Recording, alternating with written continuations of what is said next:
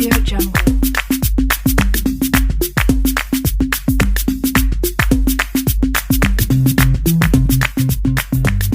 Assalamualaikum warahmatullahi wabarakatuh.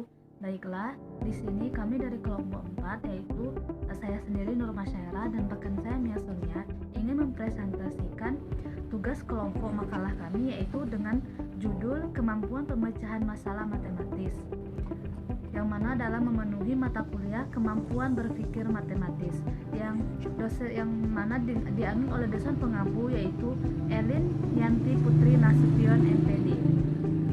Baiklah, di sini saya yang memulai terlebih dahulu untuk menjelaskan isi dari makalah yang telah kami buat. Yang mana yang pertama mengenai definisi kemampuan pemecahan masalah matematis. Baiklah, di sini saya akan menjelaskan terlebih dahulu mengenai masalah. Setiap persoalan yang dihadapi dalam kehidupan sehari-hari tidak dapat sepenuhnya diartikan masalah. Maksud dari kata-kata ini karena sebagaimana yang dikutip oleh Herlambang 2008 mengemukakan bahwa suatu masalah dapat diartikan sebagai suatu situasi di mana seseorang diminta untuk menyelesaikan persoalan yang belum pernah dikerjakan sama sekali dan belum tahu atau belum memahami pemecahannya. Maksud dari yang dikemukakan oleh Herlambang ini, jika diartikan suatu masalah itu di mana terdapat dalam suatu situasi yang mana seseorang maupun banyak orang diminta untuk menyelesaikan masalah, yang mana masalah itu yang belum pernah mereka kerjakan dan belum pernah mereka memahami penyelesaiannya. Oleh karena itu dikatakan suatu masalah. Kemudian adapun yang menurut Zevenbergen 2004, masalah adalah sesuatu yang masuk ke dalam pikiran siswa sehingga mereka menjadi termotivasi dan tertantang dengan tugas atau pertanyaan tersebut. Maksud di sini yaitu dikatakan suatu masalah itu yang mana terdapat sesuatu baik itu soal ataupun perkataan-perkataan yang dilontarkan ke dalam pikiran siswa sehingga mereka terjadi termotivasi dan tertantang dengan perkataan tersebut. Oleh karena itu mereka kan belum mengetahui hal tersebut, dan mereka diminta untuk menyelesaikannya.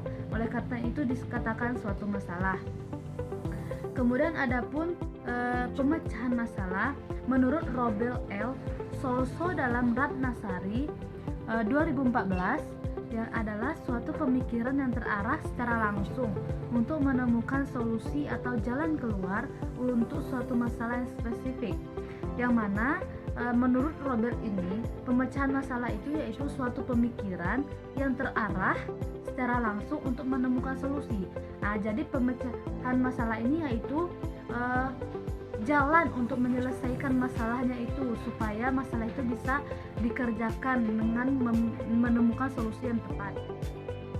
Kemudian adapun Kesumawati dalam Chotimah 2014 menyatakan kemampuan pemecahan masalah matematis adalah kemampuan mengidentifikasi unsur-unsur yang diketahui, ditanyakan, dan kecukupan unsur yang diperlukan, mampu membuat atau menyusun model matematika dalam memilih dan mengembangkan strategi pemecahan, mampu menjelaskan dan memeriksa kebenaran jawaban yang diperiksa.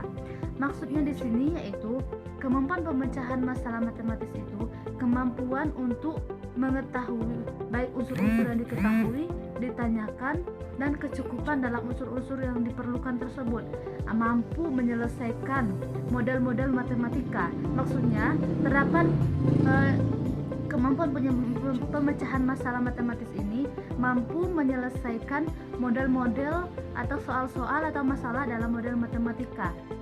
Jadi mampu mengembangkan strategi pemecahannya, mampu menjelaskan dan memeriksa kebenaran jawaban itu yang diperoleh bagaimana. Jadi kemampuan pemecahan masalah matematis ini sangat diperlukan, apalagi dalam dalam masalah matematika. Karena dalam masalah matematika itu kan ada yang rumit, ada yang sedang, ada yang mudah. Jika kita menemukan soal-soal yang rumit, maka kita memerlukan kemampuan pemecahan masalah matematis ini sangat diperlukan. Baiklah, adapun bagian yang B yaitu definisi discovery learning. Menurut Brunner, sebagaimana dikutip oleh Balim 2009, mengajari siswa dengan mendugaan penemuan, berpikir kritis, menanya, dan memecahkan masalah adalah salah satu prinsip belajar, yang mana di sini suatu model pembelajaran di mana siswa diharapkan agar mengorganisir, berpikir sendiri, berpikir kritis, memecahkan masalah atau materi pembelajaran diberikan secara mandiri, supaya mereka dalam pembelajaran ini guru memberikan kesempatan kepada murid untuk menjadi seorang problem solver, yang mana problem solver ini lebih mengacu kepada siswa. Guru hanya membantu jika siswa meminta bantuan sedikit demi sedikit saja. Akan lebih merangkum ke semuanya itu, yaitu siswa yang lebih banyak berperan dalam hal tersebut. Kemudian adapun strategi pemecahan masalahnya, sebagaimana yang dikutip oleh menurut Suherman et al. 2003, yaitu salah satu cara untuk mengembangkan kemampuan anak dalam memecahkan masalah adalah melalui penyediaan pengalaman pemecahan masalah yang memerlukan strategi yang berbeda-beda dari satu masalah ke masalah yang lain. Adapun beberapa strategi pemecahan masalah, yakni seperti yang pertama yaitu ask it out, kedua membuat gambar atau diagram, ketiga menemukan pola, maksudnya itu menemukan pola supaya lebih mudah mengerjakan masalah, kemudian membuat tabel supaya lebih ringkas, kemudian memperhatikan semua kemungkinan secara sistematis, tebak dan periksa, kemudian strategi kerja mundur, menentukan apa yang diketahui, apa yang ditanya, informasi yang diperlukan, karena itu sangat mudah supaya siswa dapat mengerjakan soal dengan mudah. Kemudian menggunakan kalimat terbuka, menggunakan kalimat yang bebas supaya mudah dipahami. Kemudian menyelesaikan masalah yang mirip atau yang lebih mudah, supaya nanti yang susahnya terakhir, supaya yang mudahnya terlebih dahulu dan mereka bisa memahaminya dari sedikit demi sedikit. Kemudian mengubah sudut pandang, maksudnya ini mengubah sudut pandang supaya mereka lebih berpikir mereka bisa menyelesaikan masalah tersebut. Kemudian adapun langkah-langkah pemecahan masalah, yang pertama yaitu understanding the problem. Yang pertama memahami masalah tersebut apa, kemudian devising a plan, merencanakan penyelesaian. Mereka harus merencanakan bagaimana sistem penyelesaian masalah itu, supaya nanti dalam menyelesaikan masalah mereka tidak perlu lama karena mereka sudah membuat urutan-urutan penyelesaiannya. Kemudian carrying out the plan, melaksanakan rencana penyelesaian. Dari rencana yang telah dibuat tadi, mereka menyelesaikan satu-satu agar mereka dapat menyelesaikan dengan baik dan benar. Kemudian looking the back, memeriksa kembali proses dan hasil. Maksudnya itu mereka harus melihat atau mengecek lagi bagaimana hasil dan prosesnya itu sudah benar atau belum. Kemudian adapun indikator pemecahan masalahnya, menurut Kesumawati dalam Chotima 2014, indikator kemampuan pemecahan masalah matematis itu yaitu yang pertama, menunjukkan pemahaman masalah meliputi kemampuan mengidentifikasi unsur-unsur yang diketahui, ditanyakan kecukupan unsur yang diperlukan. Kemudian adapun mampu membuat atau menyusun model matematika. Mereka mampu menyusun model-model matematika yang akan diselesaikan. Kemudian memilih dan mengembangkan strategi pemecahan masalah, meliputi menyelesaikan kemampuan memunculkan berbagai kemungkinan atau alternatif atau cara penyelesaian rumus atau pengetahuan mana yang digunakan dalam pemecahan tersebut, supaya mereka dapat menggunakan strategi yang lebih mudah. Kemudian mampu menyelesaikan dan memeriksa kembali kebenaran jawaban yang diperoleh. Mereka dapat menyelesaikan atau dapat memeriksa apakah jawabannya telah benar atau belum. Kemudian adapun indikator tahap pemecahan masalah menurut Polya 1973 yang akan diteliti dalam buku Hadi dan Radiatul 2014. Yang pertama, memahami masalah, mengetahui apa-apa saja yang diketahui, apa yang ditanyakan, kemudian merencanakan, menyederhanakan masalah, mampu membuat eksperimen, mampu mencari subtujuan, kemudian menyelesaikan masalah, mengartikan masalah yang diberikan dalam bentuk kalimat matematika, supaya lebih mudah dipahami, kemudian melihat kembali, mengecek kembali, sama halnya dengan yang tadi.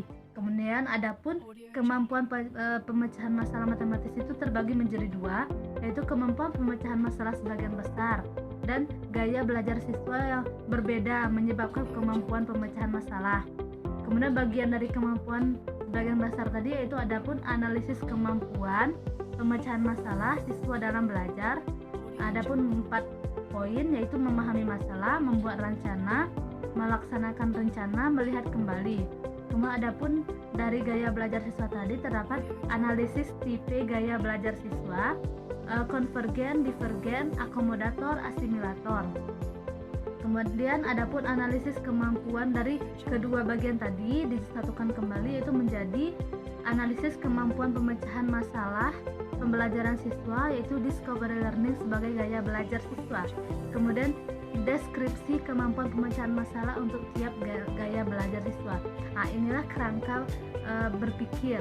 Nanti akan saya tampilkan dalam video, setelah video ini apa saja kerangka-kerangka berpikirnya. Kemudian akan dilanjutkan lagi oleh rekan saya Mia Sonia Octavia pada tabel-tabel yang selanjutnya. Assalamualaikum warahmatullahi wabarakatuh. Saya Mia Sonia Octavia. Kali ini kita akan membahas mengenai tabel 1.1, yaitu tentang jabaran kemampuan pemecahan masalah matematis yang merupakan lanjutan dari penjelasan yang sebelumnya. Mengapa dibuat dalam bentuk tabel? Yaitu agar kita lebih mudah untuk mengetahui apa sih tujuan dari indikator yang kita buat dan bagaimana ciri-cirinya. Di ini sudah ada tabel jabaran kemampuan pemecahan masalah matematis, yang mana di sini terdapat indikator, tujuan, dan ciri-cirinya.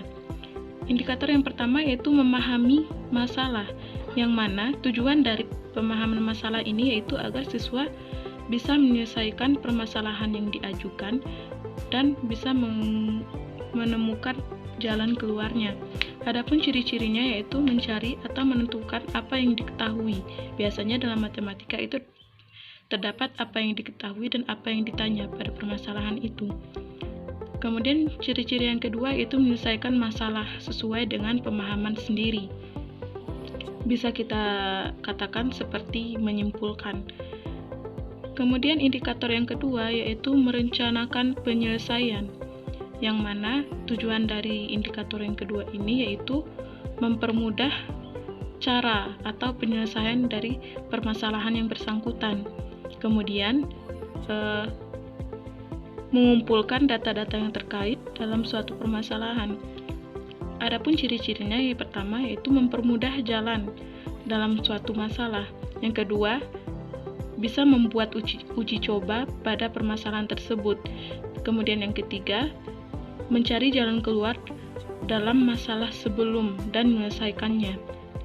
Dan ciri-ciri yang keempat yaitu mengurutkan data yang terkait dalam permasalahan. Indikator yang keempat atau indikator yang terakhir yaitu memeriksa kembali. Adapun tujuannya itu agar siswa dapat mengoreksi apa kesalahan dari permasalahan atau jalan ataupun solusi yang mereka buat. Adapun ciri-cirinya yaitu mengoreksi seluruh informasi dan perhitungan yang terlibat. Kemudian yang kedua, mempertimbangkan apakah solusi tersebut masuk akal. Yang ketiga, melihat proses penyelesaian yang lain. Yang keempat, mengoreksi kembali apa yang telah diselesaikan. Dan yang terakhir, menanyakan kepada diri sendiri, apakah sudah diselesaikan semua permasalahan atau belum. Kita lanjut ke tabel 1.2, yaitu tentang kisi-kisi kemampuan berpikir matematis. Untuk tabel kisi-kisi kemampuan pemecahan masalah matematis, yaitu terdapat kompetensi dasar, materi pembelajaran, indikator, indikator umum, dan pertanyaan. Untuk kompetensi tes kemampuan berpikir matematis. Di sini sudah terdapat tes kemampuan pemecahan masalah matematis dalam bentuk tertulis. Untuk waktunya yaitu 80 menit. Di sini sudah dicantumkan petunjuk pengerjaan soalnya dan pertanyaannya. Dari 1 sampai 3 sesuai dengan kolom yang dibuat pada sebelumnya. Alternatif penyelesaian tes kemampuan berpikir matematis. Setelah membuat tes pemecahan masalah matematis, maka kita buat alternatif penyelesaiannya. Misalnya, pada soal pertama tadi, kita diminta untuk membuat diagram Venn berdasarkan keterangan yang di atas. Kemudian, pada alternatif penyelesaiannya, kita buat penyelesaiannya. Kita buat diagram Venn-nya dan penyelesaian lainnya, dan seterusnya. Di 3, yaitu pedoman penskoran, yang mana tujuannya ialah agar kita bisa adil dalam memberi nilai. Maka kita harus berpedoman pada tabel berikut ini.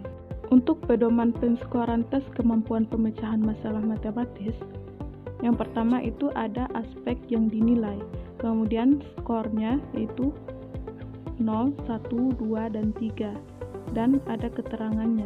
Adapun aspek yang dinilai yaitu pemahaman masalah, merencanakan masalah, melaksanakan masalah, dan menafsirkan hasil yang diperoleh. Di sini terdapat skor 0, 1, 2, dan 3, yang mana di sampingnya sudah ada keterangan. Apabila skornya 0, berarti dia tidak menyebutkan apa yang diketahui dan apa yang ditanyakan. Apabila skornya 1, berarti dia menyebutkan apa yang diketahui, namun tidak menyebutkan apa yang ditanya, ataupun sebaliknya. Apabila skornya 2, dia menyebutkan apa yang diketahui dan apa yang ditanya, namun kurang tepat. Dan apabila skornya 3, dia menyebutkan apa yang diketahui dan apa yang ditanya secara tepat. Penjelasan dari saya, terima kasih atas segala perhatian. Mohon maaf bila terdapat kekurangan. Wassalamualaikum warahmatullahi wabarakatuh.